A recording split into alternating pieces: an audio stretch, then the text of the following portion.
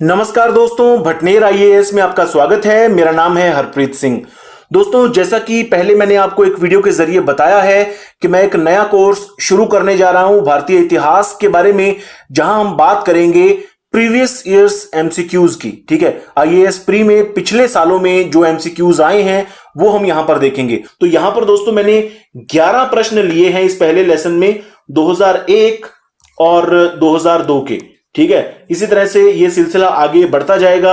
अगला लेसन जो आएगा उसमें हम 2003, 2004 और शायद 2005 के भी क्वेश्चन ले लेंगे, प्राचीन भारत के इतिहास के। तो इस तरह से दोस्तों ये सिलसिला आगे बढ़ता जाएगा। ठीक है, तो पहला लेसन कुछ इस तरह से है और शुरुआत करते हैं। तो पहला प्रश्न दोस्तों आपके सामने है, ये 2001 में आईएएस प्री में आया था। इसका आंसर आपको देना है। तो प्रश्न है, होयसल स्मारक पाए जाते हैं। ठीक है, तो ये 4 ऑप्शन आपके सामने हैं। अगर आपने पढ़ा है होयसल राजवंश के बारे में तो आप इसका आंसर आसानी से दे देंगे। लगभग ये फैक्चुअल क्वेश्चन है दोस्तों। ठीक है, तो अगर आपने होयसल वंश के बारे में पढ़ा है तो अब तक आप इसका अंदाजा लगा चुके होंगे कि भैया कौन सा ऑप्शन सही है। तो अब मैं आपको बता देता हूं, इसमें ऑप्शन बी सही है। ठीक है, क्योंकि दोस्तों जो होयसल वंश था उनकी राजधानियां थी बेलूर और हेलीबिड। ठीक है, पहले इनकी राजधानी बेलूर थी और बाद में इन्होंने हेलीबिड को अपनी राजधानी बनाया था। तो इन दोनों ही स्थानों पर होयसल स्मारक यानी कि होयसल मॉन्यूमेंट्स पाए जाते हैं। ठीक है, तो ज्यादा मुश्किल प्रश्न नहीं है उन लोगों के लिए जिन्होंने होयसल राजवंश के बारे में पढ़ा है। ठीक है, होयसल राजवंश दोस्तों ये मुख्य तौर पर दोस्तों ये कर्नाटका में था। ठीक है, आज के दौर का कर्नाटका जो है, मुख्य तौर पर होयसल राजवंश कर्नाटका में काबिज था।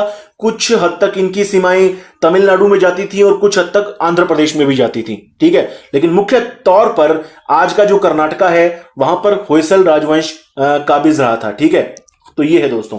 आगे बढ़ते हैं। निम्नलिखित युग्मों में से कौन सा सही सुमेलित है? तो आपको सही सुमेलित ढूंढना है। ठीक है, कोई एक सही सुमेलित है यहां पर और बाकी के 3 यहां पर गलत हैं। ठीक है, तो दोस्तों अगर आपने यहां पर हिस्ट्री की डेप्थ स्टडी की है प्राचीन भारत की तो आप इसका आंसर दे सकते हैं। इवन अगर आपको एग्जैक्ट आंसर नहीं भी आता तब भी। ठीक है, कैसे? आपको एलिमिनेशन करनी होगी। एलिमिनेशन कैसे दोस्तों? अगर आपने पढ़ा है कि हड़प्पा सभ्यता के बारे में, अगर आपने पढ़ा है तो आपने देखा होगा कि भैया वहां पर चित्रित धूसर मृदभांड की तो कोई बात आती ही नहीं है ना? क्योंकि ये चित्रित धूसर मृदभांड जो है इनके बारे में बात आती है वैदिक काल या मुख्य तौर पर उत्तर वैदिक काल में, है ना? ये मुगल काल और अजंता चित्रकारी बिल्कुल बेमेल है ना? क्योंकि मुगल काल में अजंता चित्रकारी कहां दोस्तों? अजंता चित्रकारी की बात आती है गुप्त काल में, है ना? मुगल काल में जब हम पढ़ते हैं अकबर के कुछ चित्रकारों के बारे में या खास तौर पर जहांगीर के दौर की बात करते हैं चित्रकारी के बारे में, तो कहां बात आती है अजंता चित्रकारी की? बिल्कुल बात नहीं आती। तो अजंता चित्रकारी दोस्तों ये गुप्त काल की थी, है ना? अजंता केव्स के बारे में आपने पढ़ा होगा वहां, है ना? और उसके बाद दोस्तों ये पहाड़ी चित्र शैली को आप मुगल काल से रिलेट कर सकते हैं। ठीक है, मुगल काल में पहाड़ी चित्र शैली विकसित हुई थी। कांगड़ा चित्र शैली की बात आप कर सकते हैं इसमें, है ना? तो दोस्तों आप देखेंगे कि ये तो तीनों सुमेलित नहीं हो रहे, है ना? तो असल में यहां पर सुमेलित जो हो रहा है वो कुषाण ये हो सकता है दोस्तों, है ना? अगर आपको एग्जैक्ट आंसर नहीं भी आता तो भी आप अंदाजा लगाकर कर सकते हैं। और अगर आपने कुषाण काल के बारे में ढंग से पढ़ा है तो आप आसानी से आप जवाब दे देंगे कि भैया कुषाण काल में गंधार कला शैली पुष्पित पल्लवित हुई थी, है ना? तो ये दोस्तों इसका आंसर हो गया। तो इसका आंसर है बी। ठीक है, आगे बढ़ते हैं। अगला दोस्तों, निम्नलिखित शहरों में से किसमें लिंगराज मंदिर अवस्थित है? तो ये पूरी तरह से फैक्चुअल प्रश्न है। ठीक है, तो लिंगराज मंदिर कहां है? अगर आपने पढ़ा होगा, ठीक है, इवन आपने इन दिनों में कहीं पे सुना होगा, कोई यहां पर इस मंदिर में गया होगा तो उसको आसानी से पता होगा कि लिंगराज मंदिर कहां पर अवस्थित है। ठीक है, तो दोस्तों आपको आंसर बता देता हूं, 2 सेकंड आप सोचिए कि लिंगराज मंदिर कहां है। अगर आप नहीं सोच पा रहे तो दोस्तों आपके सामने आंसर है इसका भुवनेश्वर। ठीक है, तो लिंगराज मंदिर जो है वो भुवनेश्वर में स्थित है। भुवनेश्वर के सबसे पुराने मंदिरों में से एक है। ठीक है, लिंगराज मंदिर की यूं तो दोस्तों कहते हैं कि 7वीं शताब्दी में लिंगराज मंदिर की स्थापना हो गई थी, लेकिन मुख्य तौर पर लिंगराज मंदिर का जो निर्माण है वो 11वीं शताब्दी में करवाया गया था। ठीक है, 11वीं शताब्दी में राजा का नाम आता है जजाति केशरी। ठीक है, जजाति केशरी नाम के राजा थे जिन्होंने लिंगराज मंदिर का निर्माण करवाया था 11वीं शताब्दी में। ठीक है, खास तौर पर दोस्तों लिंगराज मंदिर है किनका, किस भगवान की पूजा होती है, तो ये भी बात कर लेते हैं। तो लिंगराज मंदिर में दोस्तों आप नाम से ही काफी हद तक जान सकते हैं, लिंगराज मंदिर है ना, हम शिवलिंग की बात करते हैं। तो मुख्य तौर पर दोस्तों यहां भगवान शिव की पूजा होती है लिंगराज मंदिर में। लेकिन प्रश्न थोड़ा सा घुमाकर भी आ सकता है कि हरिहर, भगवान हरिहर की पूजा कहां पर होती है, तो भगवान हरिहर की पूजा दोस्तों यही लिंगराज मंदिर में ही होती है। और भगवान हरिहर दरअसल भगवान शिव और भगवान विष्णु इन दोनों के सम्मिलित रूप को कहा जाता है। ठीक है, भगवान शिव और भगवान विष्णु के सम्मिलित रूप को भगवान हरिहर कहा जाता है। तो भगवान हरिहर की पूजा भी लिंगराज मंदिर में होती है, क्योंकि भगवान विष्णु की मूर्ति भी आगे चलकर स्थापित की गई थी लिंगराज मंदिर में। तो मुख्य तौर पर तो भगवान शिव की यहां पर पूजा होती है। ठीक है, और अगर हरिहर, भगवान हरिहर की बात आ जाए तो भगवान विष्णु और भगवान शिव के सम्मिलित रूप हैं। ठीक है, ये आपको दोस्तों ऑप्शन देखने पड़ेंगे। अगर कोई घुमाकर आपके सामने प्रश्न आ जाए तो आपको ऑप्शन देखने पड़ेंगे। फिलहाल इसका जो आंसर है दोस्तों मैं आपको बता दिया मैंने कि लिंगराज मंदिर भुवनेश्वर में स्थापित है। ठीक है, आगे बढ़ते हैं। ये दोस्तों कथन और कारण वाले प्रश्न अक्सर आ जाते हैं, आईएएस एग्जाम हो, पीसीएस एग्जाम हो। ठीक है, तो दोस्तों आपके सामने है, आपको यहां पर यह देखना है कि क्या कथन सही है, क्या कारण भी सही है, और क्या जो कारण दिया गया है वो उस कथन की सही व्याख्या करता है। ठीक है, तो ये आपको पूरी तरह से देखना होता है। थोड़ा सा घुमाव वाले होते हैं दोस्तों, इतने आसान नहीं होते, लेकिन अगर आपने डेप्थ स्टडी कर रखी है तो इसका आप आंसर दे सकते हैं। ठीक है, तो पहले आप देखेंगे कि हर्ष ने प्रयाग संसद आयोजित की थी, तो की थी भाई, हर्ष ने प्रयाग संसद तो आयोजित की थी, है ना। हर्ष की दोस्तों जो कन्नौज संसद है उसकी बात बहुत ज्यादा आती है ना। हर्ष ने कन्नौज सभा की थी या कन्नौज संसद की थी। हर्ष के टाइम में दोस्तों चीनी यात्री ह्वेनसांग आए थे, है ना, हर्ष के दरबार में, तो कन्नौज सभा की गई थी जहां पर ह्वेनसांग उस सभा के एक प्रकार से अध्यक्ष थे, है ना। लेकिन प्रयाग संसद भी हर्ष के द्वारा की जाती थी। दरअसल जो प्रयाग संसद होती थी प्रयाग परिषद कहा जाता था। खासतौर पर इसका जो नाम होता था महामोक्ष परिषद। ठीक है, महामोक्ष परिषद कहा जाता था दोस्तों, जो प्रयाग में करवाई जाती थी हर्ष के द्वारा, और ये हर 5वें साल में करवाई जाती थी। ठीक है, हर 5वें साल में करवाई जाती थी। लेकिन ह्वेनसांग ने दोस्तों इसका जिक्र किया है कि 635 ईस्वी में हर्ष ने प्रयाग संसद करवाई थी। ठीक है, और ये छठा वर्जन था। ठीक है, छठी महामोक्ष परिषद थी ये, जो प्रयाग में करवाई गई थी हर्ष के द्वारा। ठीक है, और उसमें बौद्ध धर्म को भी काफी हद तक प्रमोट किया गया था। तो दोस्तों एक प्रकार से ये कारण भी ठीक हो जाता है अपने आप में कि हर्ष ने प्रयाग संसद आयोजित की थी और वहां बौद्ध धर्म को लोकप्रिय बनाना उसका एक कारण था। मतलब कई कारण थे, कई कारणों में से एक कारण था। ठीक है, लेकिन यहां पर एक बात और है दोस्तों कि वह बौद्ध धर्म की केवल महायान शाखा को लोकप्रिय बनाना चाहता था इसके जरिए। तो दोस्तों ऐसा भी नहीं है कि हर्ष प्रयाग संसद के जरिए बौद्ध धर्म की केवल महायान शाखा को लोकप्रिय बनाना चाहता था। ऐसा आप दोस्तों कन्नौज के बारे में कह सकते हैं, कन्नौज सभा के बारे में कह सकते हैं। ठीक है, लेकिन प्रयाग संसद जो हर्ष के द्वारा आयोजित की जाती थी वो दोस्तों कुल मिलाकर एक सम्मिलित धार्मिक उत्सव होता था। ठीक है, हर 5 साल में करवाई जाती थी, जहां पर हर्ष क्या करता था, हर्ष खुलकर दान करता था। 5 साल में जो भी संपत्ति हर्ष के द्वारा अर्जित की जाती थी तो प्रयाग महामोक्ष परिषद में हर्ष उस संपत्ति को दान कर देता था। ठीक है, बहुत ही दानी व्यक्ति था हर्ष। ठीक है, तो जो भी साधु संत ब्राह्मण वगैरह थे उनको दान कर दी जाती थी अपनी संपत्ति हर्ष के द्वारा प्रयाग महामोक्ष परिषद में।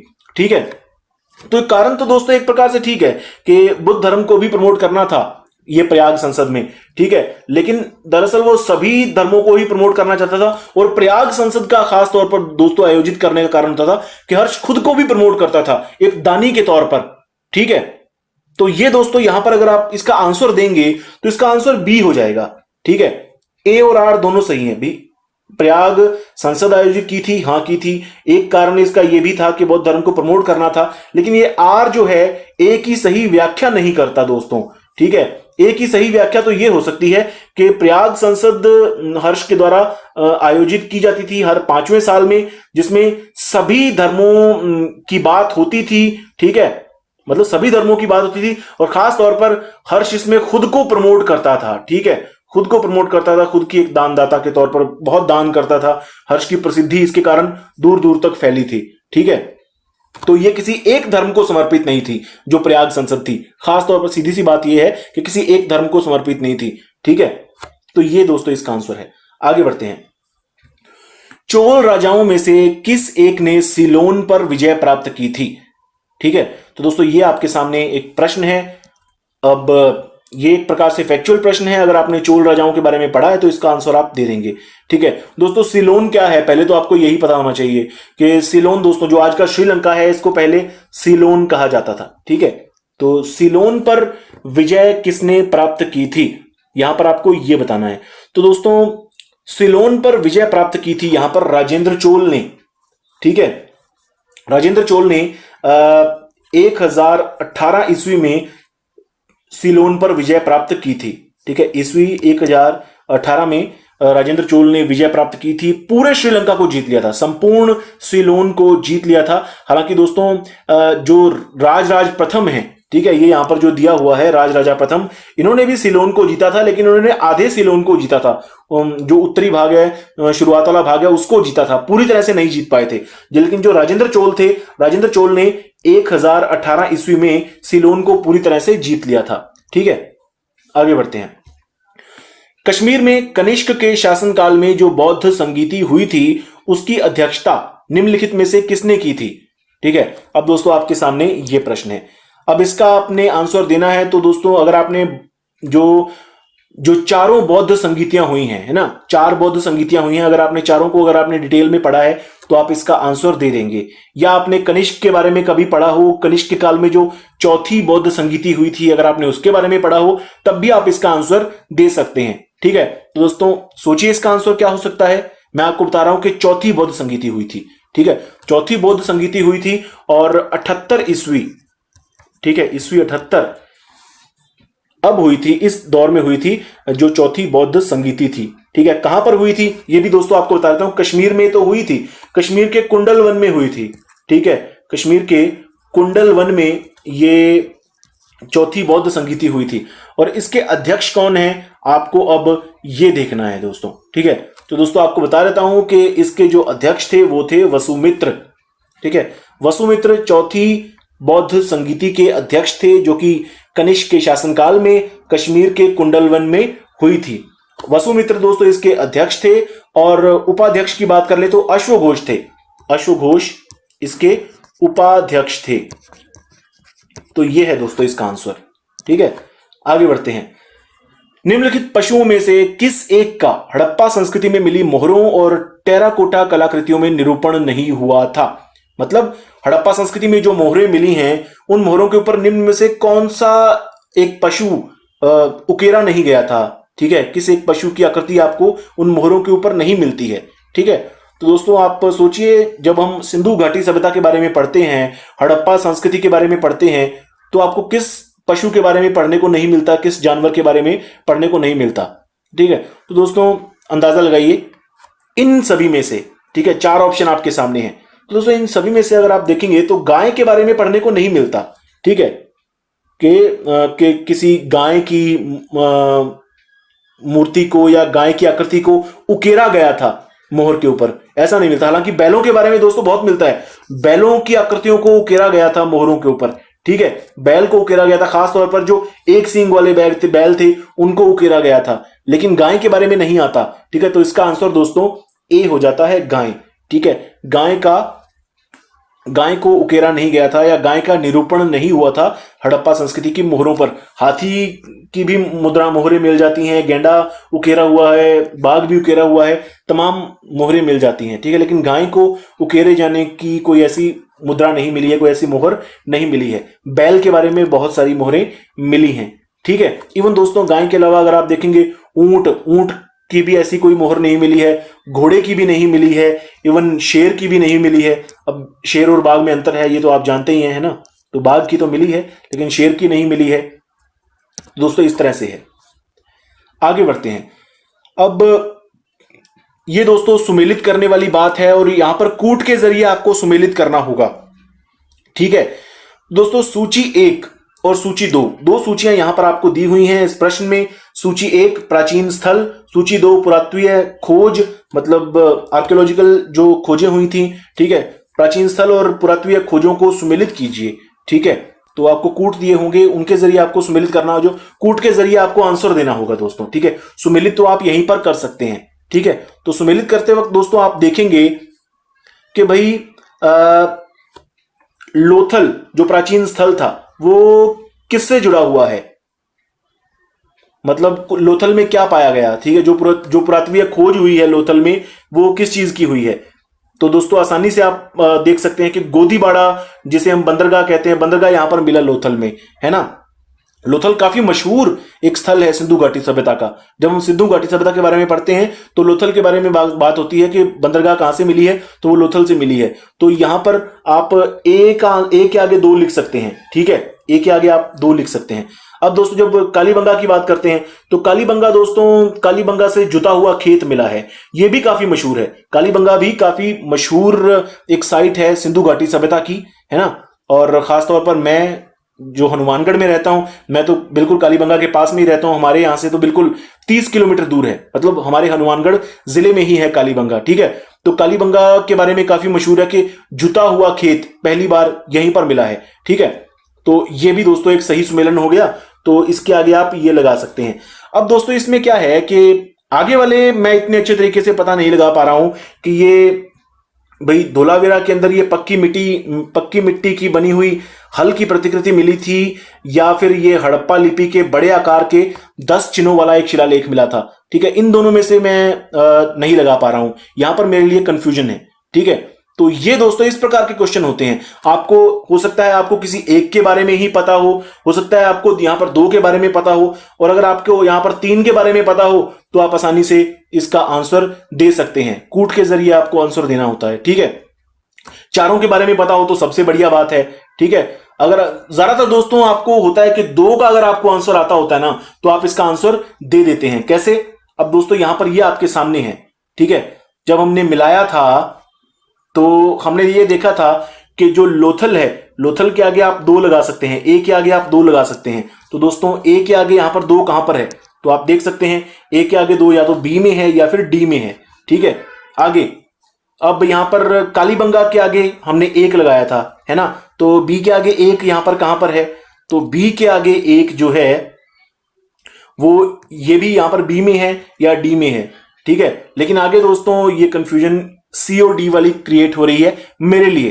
ठीक है, अगर यहां पर मुझे तीसरा भी आता होता तो बिल्कुल क्लियर हो जाता मेरे लिए। अब दोस्तों इसको मैं एक ही पेज पर लेकर आता हूं आपके लिए। तो दोस्तों ये एक ही पेज पर इस चीज को हम ले आते हैं, तो ये ज्यादा आसानी हो जाएगी अब आप लोगों के लिए, है ना। ये लीजिए, एक ही पेज पर हमने इसको ले लिया, अब हम इसको आसानी से देख सकते हैं, है ना। तो हमारा आंसर बन रहा है या तो भैया बी हो सकता है या डी हो सकता है मेरे अकॉर्डिंग। ठीक है, इन दोनों में से कोई एक आंसर हो सकता है। अब मुझे तो नहीं मालूम, लेकिन मेरे एक दोस्त को पता है यहां पर कि यहां पर जो धौलावीरा जो है ना, जो धौलावीरा जो है उसका आंसर क्या हो सकता है। ठीक है, यानी ये जो सी है, सी के साथ सही सुमेलित क्या है। ठीक है, तो दोस्तों मेरे एक दोस्त को मालूम है कि सी के साथ जो सुमेलन है वो इसका हो रहा है 4 नंबर पॉइंट का। ठीक है, तो सी के आगे आप 4 लिख सकते हैं। मतलब मेरे उस दोस्त को इन तीन के बारे में पता है, उसको चौथे के बारे में नहीं पता। ठीक है, उसको मालूम है कि धौलावीरा के आगे, धौलावीरा के अंदर ये हड़प्पन लिपि के बड़े आकार के 10 चिन्हों वाला एक शिलालेख मिला है। ठीक है, तो अगर उसको ये मालूम है तो उसके सामने ये तीनों चीजें क्लियर हो गई भैया, ए का 2, बी का 1 और सी का 4। ठीक है, तो 3 जब क्लियर हो गई तो चौथी तो अपने आप ही क्लियर है ही, है ना। जो सी का 4 है तो यहां पर क्योंकि सी का 3 दिया हुआ है तो ये तो गलत है ही, डी तो अपने आप गलत हो गया क्योंकि यहां पर सी का 3 दिया हुआ है। ठीक है, तो सही आंसर यहां पर क्या हो जाएगा, बी। ठीक है, यानी जिसको 3 आते हैं वो तो एकदम क्लियर कर जाएगा, लेकिन कई बार ऐसा होता है जिसको 2 आते होते हैं वो भी क्लियर कर देता है, क्योंकि यहां पर 50-50 वाली सिचुएशन बन रही थी। कई बार होता है कि ये पीछे वाले 2 का इतना मसला नहीं रहता। ठीक है, तो इस तरह से दोस्तों इसका जो आंसर है वो इसका आंसर है बी। ठीक है, तो जो लोथल है, लोथल में गोदीबाड़ा आपके सामने आ जाएगा, और जो कालीबंगा है, कालीबंगा में जुता हुआ खेत आ जाएगा, और जो धोलावीरा है, धोलावीरा में हड़प्पन लिपि के बड़े आकार के 10 चिन्हों वाला एक शिलालेख मिला है धोलावीरा में। ठीक है, तो ये उसका आंसर। और जो बनवाली है, बनवाली में दोस्तों ये पक्की मिट्टी की बनी हुई हल की प्रतिकृति मिली है। हालांकि ये बनवाली वाली दोस्तों काफी मशहूर है। ठीक है, जो बनवाली की है, जो हल की आकृति, ये काफी मशहूर है। ठीक है, धोलावीरा वाली जो है ये मैंने नहीं पढ़ी हुई थी, ये मेरे को बाद में ही अभी पता चला है। ठीक है, ये असल में ये सिचुएशन है। तो इसका जो दोस्तों आंसर है वो आपके सामने है बी। ठीक है, तो आपको यहां पर 2 के बारे में पता है या 3 के बारे में पता है, तो काफी हद तक चांसेस हैं कि आप इस तरह के प्रश्न का सही जवाब दे देंगे। ठीक है, आगे बढ़ते हैं दोस्तों। अगला है दोस्तों, निम्नलिखित में से कौन सा कथन सही नहीं है। ठीक है, मतलब कोई एक कथन हमको ऐसा देखना है जो सही नहीं है। ठीक है, तो क्या वो जो सही नहीं है, क्या वो ये है, क्या वो ये है, क्या ये है, या क्या ये है। अब दोस्तों एलिमिनेशन करके देखते हैं। अब मुझे मालूम है कि जो सबसे बड़ा जो भारत में बौद्ध मठ है वो अरुणाचल प्रदेश में है। ठीक है, ये जो बी वाला ऑप्शन है, सबसे बड़ा भारत का बौद्ध मठ अरुणाचल प्रदेश में तवांग में है। ठीक है, भारत का सबसे बड़ा बौद्ध मठ इवन दुनिया का दूसरा सबसे बड़ा बौद्ध मठ है। ठीक है, पहला जो है वो लहासा में है, तिब्बत, है ना। तो ये तो बात भैया कि ये कथन तो सही है, बी नंबर वाला, यानी बी तो इसका आंसर हो नहीं सकता। ठीक है, अब खजुराहो के मंदिर चंदेल राजाओं द्वारा बनवाए गए थे, ये भी बिल्कुल सही है। ये भी हमने पढ़ा है कि खजुराहो के जो मंदिर हैं ये चंदेल राजाओं के द्वारा बनवाए गए हैं। तो सी भी इसका आंसर नहीं हो सकता भैया, सी भी सही है। ठीक है, हमें तो गलत वाला ढूंढना है। अब आगे, ये होयसलेश्वर मंदिर शिव को समर्पित है। अब जिसको ये पता होगा, ठीक है, कि भैया होयसलेश्वर मंदिर, हाँ ये तो शिव को ही समर्पित है, तो उसके लिए हो जाएगा कि भैया डी भी आंसर नहीं है। ठीक है, तो उसके लिए आंसर ये हो जाएगा कि हाँ ए इसका आंसर है। और दोस्तों मैं आपको बता देता हूं कि असली आंसर इसका ए ही है। ठीक है, तो यहां पर श्रवण बेलगोला स्थित गोमतेश्वर की जो प्रतिमा है ये जैनियों के अंतिम तीर्थंकर को दर्शाती है। तो ये गलत चीज है। हमें यहां पर क्या देखना है, हमें यही देखना है कि कौन सा कथन सही नहीं है, यानी कि हमको जो गलत कथन है वही हमको यहां पर फाइंड आउट करना था। तो गलत कथन है ये, श्रवण बेलगोला स्थित गोमतेश्वर की प्रतिमा जैनियों के अंतिम तीर्थंकर को दर्शाती है। तो दोस्तों ये अंतिम तीर्थंकर को नहीं दर्शाती है श्रवण बेलगोला वाली जो गोमतेश्वर प्रतिमा है। ठीक है, तो जो दरअसल है ये दोस्तों बाहुबली की प्रतिमा है। ठीक है, अंतिम तीर्थंकर तो आप लोग जानते हैं जो महावीर स्वामी थे, लेकिन ये जो गोमतेश्वर की प्रतिमा है ये बाहुबली को दर्शाती है। ठीक है, और जो दोस्तों ये जो बाहुबली हैं ये जैन धर्म के जो पहले तीर्थंकर थे, ऋषभदेव या ऋषभनाथ कह सकते हैं, तो ये उनके पुत्र थे, ऋषभनाथ के ये पुत्र थे बाहुबली। ठीक है, तो ये बाहुबली की मूर्ति है। ठीक है, तो पहले तीर्थंकर से जुड़ी हुई है, पहले तीर्थंकर से कनेक्टेड है। ये पहले तीर्थंकर ऋषभनाथ के पुत्र थे बाहुबली, ये बाहुबली की मूर्ति है, गोमतेश्वर वाली मूर्ति। ठीक है, जो कि श्रवण बेलगोला में स्थित है। तो ये है दोस्तों। आगे बढ़ते हैं दोस्तों, और आज का ये सेकंड लास्ट क्वेश्चन है, 10वां प्रश्न है ये आज का। ये बौद्ध धर्म के बारे में है। प्राचीन भारत के बौद्ध मठों में पवरन नामक समारोह आयोजित किया जाता था, जो कि, तो यहां पर पवरन समारोह के बारे में आपको बताना है। ये दोस्तों ये परवन लिखा गया, दरअसल इसको आपको पढ़ना है पवरन।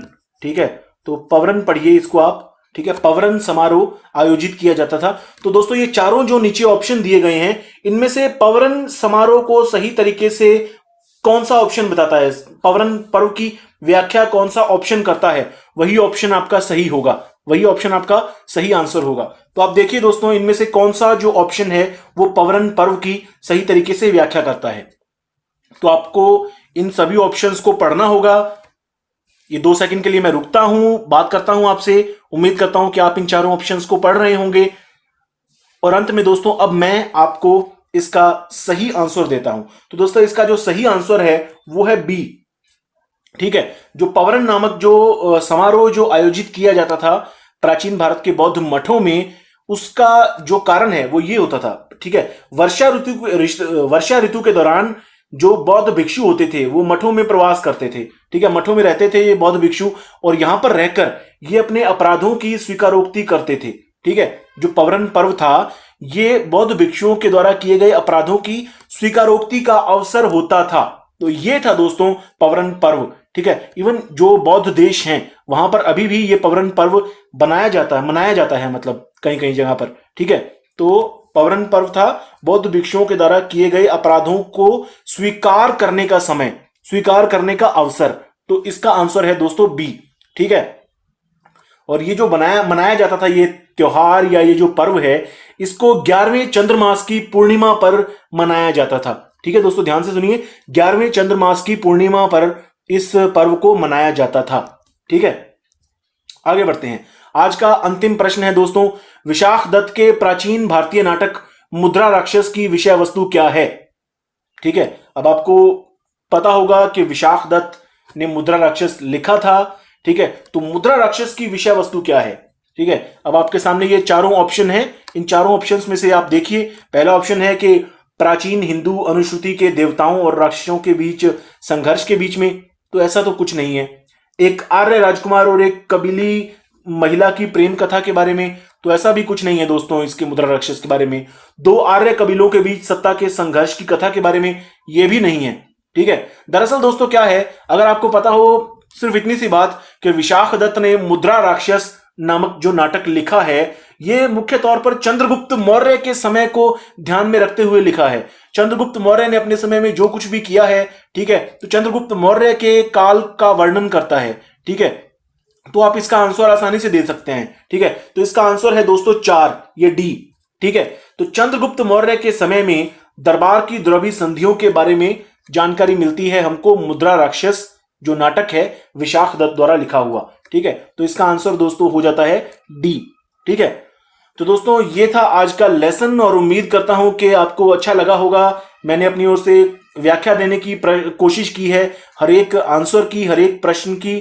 ठीक है, और व्याख्या को दोस्तों इस तरह से लिखकर अगर मैं आपके सामने प्रस्तुत करूं तो मेरे लिए थोड़ा हेक्टिक हो जाएगा, काफी ज्यादा मुझे लिखना पड़ेगा, काफी ज्यादा मुझे टाइप करना पड़ेगा, तो वो इतना आसान नहीं है। मैं बोलकर आपको बता दूंगा। आपको बस ध्यान ये रखना है कि आपको पूरे ये लेसन सुनने हैं, तभी आपको पूरी व्याख्या का पता चल पाएगा। हालांकि आने वाले दिनों में दोस्तों मैं इनके आपको पीडीएफ भी दे दूंगा, लेकिन पीडीएफ में आपको व्याख्या नहीं मिलेगी, आपको केवल सही आंसर के ऊपर टिक किया हुआ मिलेगा, है ना। तो अगर आपको व्याख्या सुननी है, क्योंकि व्याख्या के साथ आप व्याख्या को अगर आप ढंग से सुनेंगे तो आप और भी कई प्रश्नों के उत्तर भविष्य में दे सकते हैं। ठीक है, तो आपकी लगभग इतिहास की पूरी अच्छे तरीके से तैयारी हो जाएगी अगर आप इन लेसन्स को सुनेंगे तो। ठीक है, तो दोस्तों ये था आज का लेसन, जिसमें हमने 2001 और 2011 में आए हुए 11 प्रश्नोत्तरों को देखा है व्याख्या के साथ। ठीक है दोस्तों, उम्मीद करता हूं आपको यह लेसन अच्छा लगा होगा, और भी अगर आप कोई सुझाव देना चाहें तो आप जरूर दें। धन्यवाद दोस्तों।